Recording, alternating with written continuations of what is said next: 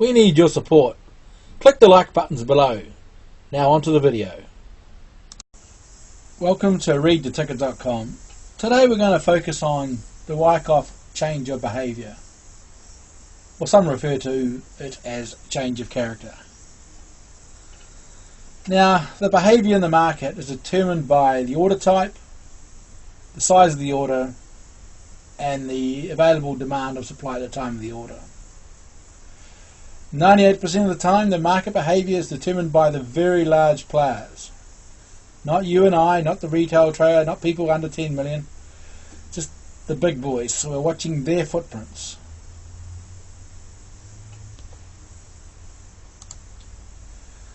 Now just a little example here. I've got the Microsoft activity, most recent activity from bigcharts.com.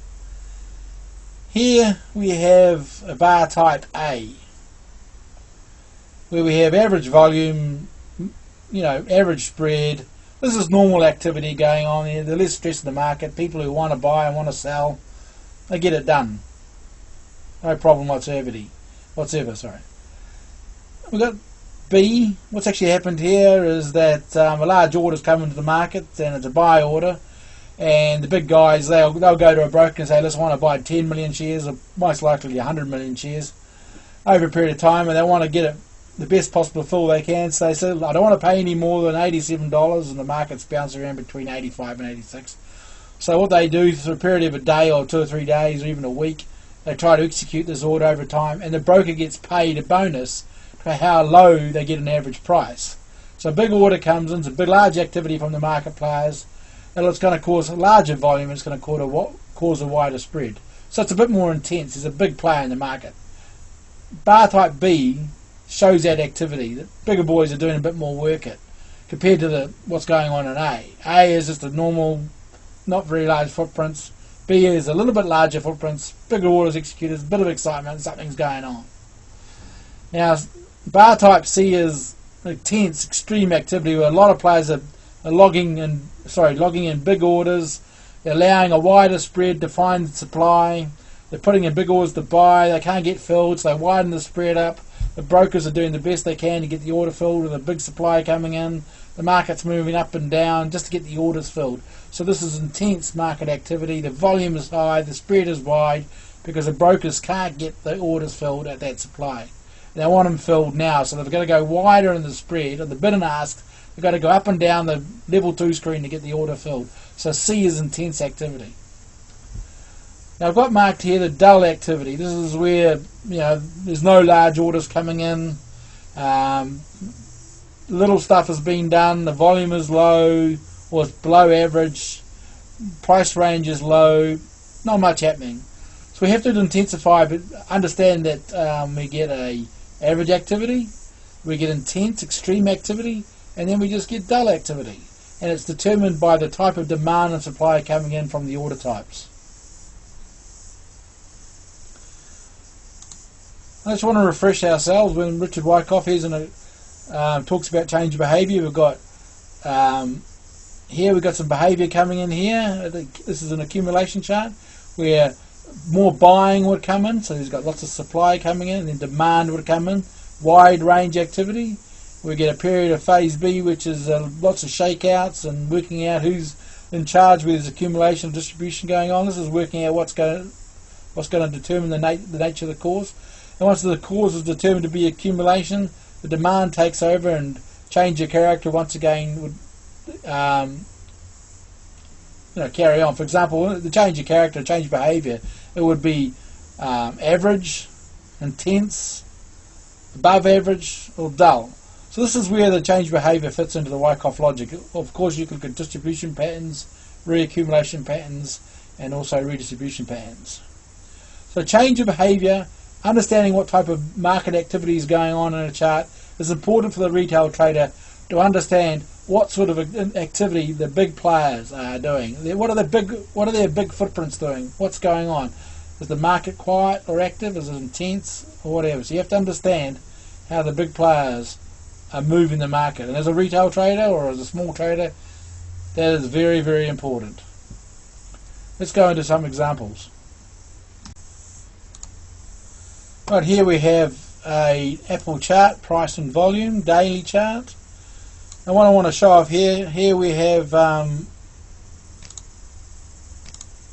example of a reaccumulation pattern, because we know that from hindsight because price advanced further.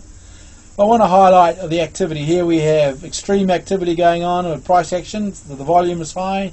Some of the spread is narrow, but some of the spread is a little bit wider. But we're trying to distinguish between the large activity or the above average activity here compared to the activity going on here. This is dullness. See how the volume drops off? Lots of activity going on here. The big boys are getting their orders filled. Excuse me. Whatever's going on here is getting done. And now the market signals whatever has happened at the beginning of this course is now done, so we're ready for the next phase. So that was a very exciting time, and as in advance, the people accumulated here and organised that they were bullish. Some people might have been bearish and selling out, and the people who are bullish have got in, executing their very large orders.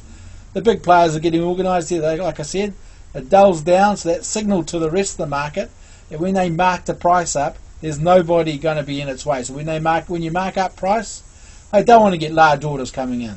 So as price comes in, they can push it up, and the price has no obstruction to going higher.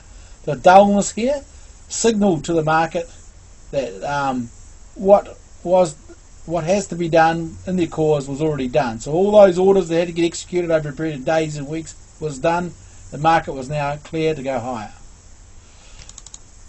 Let's look at another example. We'll go to Boeing.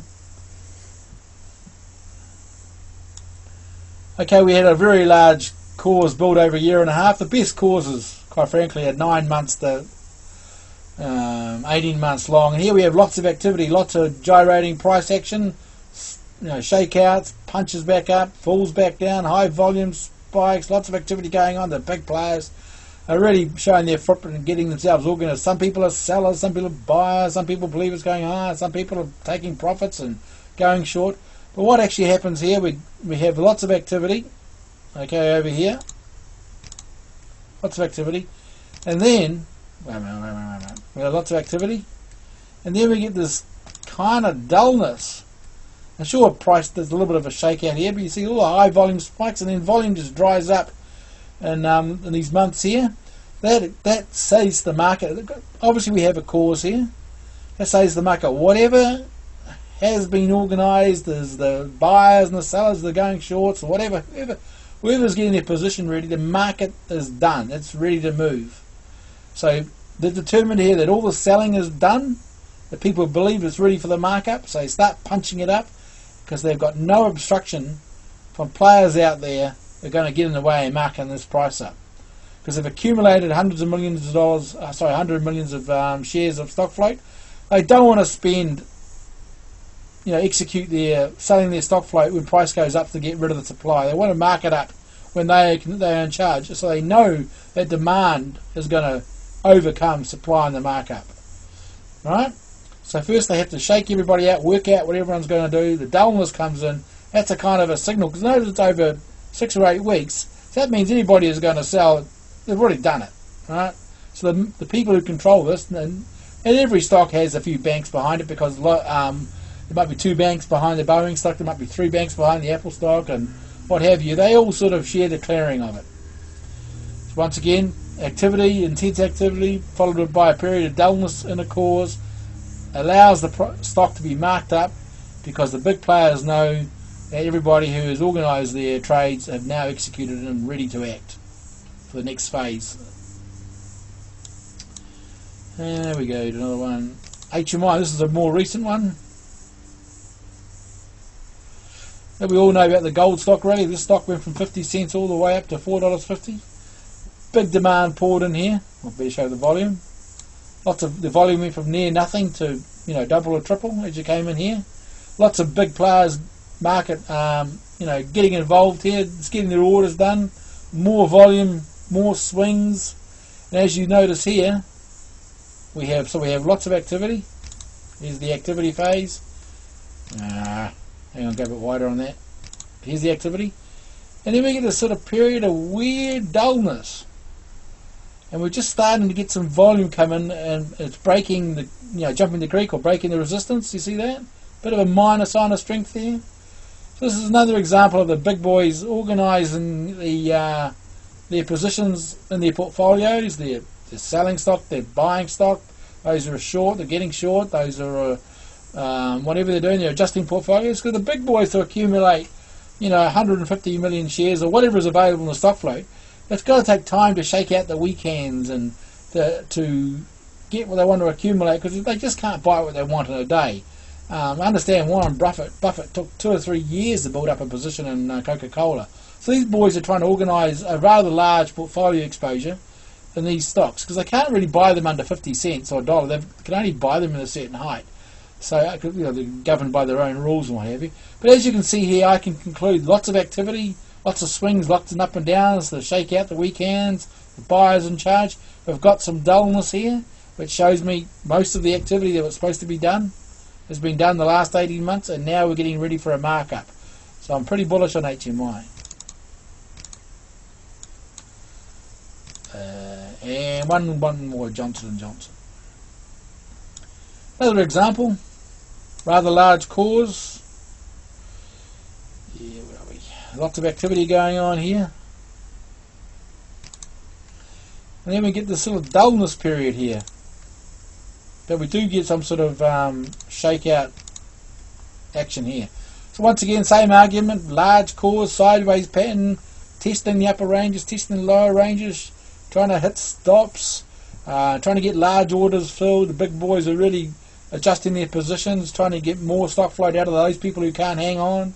Lots of big orders trying to get filled here. That's what these swings are about. They're trying to get filled over 2 or 3 days. The big orders are coming in. It's not the retail traders moving the market. We can't do that. This is the big boys organising what's going on here.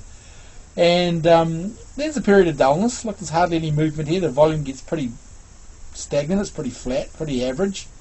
Bit of a shakeout going out. Last little roll of the dice, and then we get a clear markup, a bit of a stepping stone process here, and then it's marked up. This is because nobody wants to mark price up from $66 to $80 when they have to deal with massive supply in their way. They want to bring the supply into the market earlier over a period of time to get rid of them. And once they know there's no more selling going on, there's no more big players, they're all looking at each other. They know the big boys are involved. They know which companies or corporations or sovereign funds are buying or selling. They know who, they're looking at the share register. They know who's in the game. So they're trying to work out when everyone's done, and once the composite man's in control, they'll mark it up without any frustration of too much supply coming in to slow their advance, because they want to get a good gain, to get a good markup. They need to get supply out of the way so they can get demand and get it up. Now the point here I'm trying to make is to recognise the market behaviour when it's extreme, above average, normal and dull, because it represents the order types by the large players in the market. As a retail trader, you have to understand when the market is volatile and going up and down. That means the big boys are executing large orders. The demand and supply, they're hunting for demand, they're hunting for supply to get those orders done. Now in a cause, this is very, very important, because we know it's a battle of supply and demand. And what we want to see after this period of time is done, it might be 6 months, it might be a year, and the ones I've shown you are pretty much 18 months. If you get a period of dullness, that's a signal to the retail trader that the big boys are done, and there's going to be some, mark up or mark down to follow, because all those who've done their strategies, read their analyst reports, they've decided they're bullish or they've decided they're bearish, and now the market's going to move to a new or lower level. Now, part of our RTT Plus service, we have much more detail explaining activity in the Richard Ney and Richard Wyckoff logic. So I encourage you to investigate that. Thanks for watching.